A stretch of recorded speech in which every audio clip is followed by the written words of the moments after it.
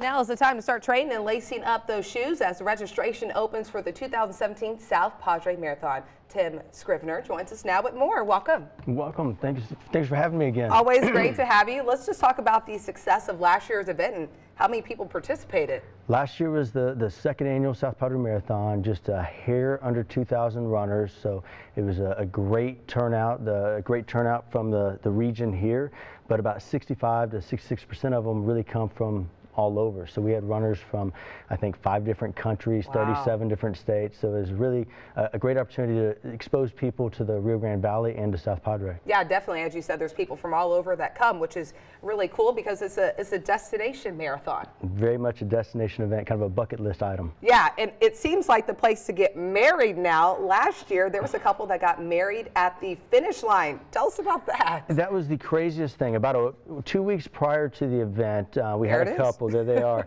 They emailed us and they asked, hey, you know, this may sound crazy, but we're going to get married at the end. And so now she actually ran the event. He didn't. So, I mean, I don't know who was more nervous. She at least got to get her nerves out as she's running for 6 hours. She had some time to think about it. He's up there probably pacing, you know. And so, yeah, but it made it a great, fun experience. Yeah, it definitely does. It was memorable as well for them and for everyone who got to witness that.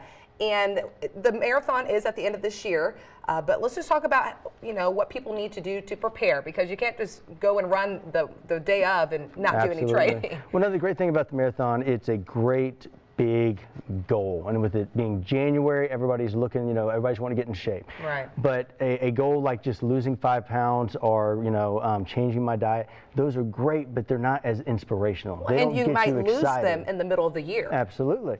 And so to be able to have a long-term goal and then fill back in with smaller goals leading up to that, it gives you another reason to be training throughout the year. So if you're going to do the full marathon and you've never ran, you're going to need 6 to 9 months minimal, okay? Half marathon, 3 to 6 months. But if you're training and already have a base, you can kind of cut that down. So find a bike ride, find an event. Obviously, we got Jailbreak coming up in May, but find other finish lines along the way so that you kind of have a calendar of events to keep you entertained and training throughout the year. Yeah, the more you run, the longer distance you should be able to go. And why we're talking about it now is because at early registration, you already have a couple hundred people signed up to get that price. Early registration, and we wanted to make it more affordable, and right. So we've extended the early registration this year all the way to the end of the month. We've also made a change by adding a 10K, and so that's a different distance that a lot of folks can get involved with that may not be able to fully grasp doing 13 miles or right. 26. But again, something to work up to. Well, thank Absolutely. you so much, Tim, for joining us. Thank you.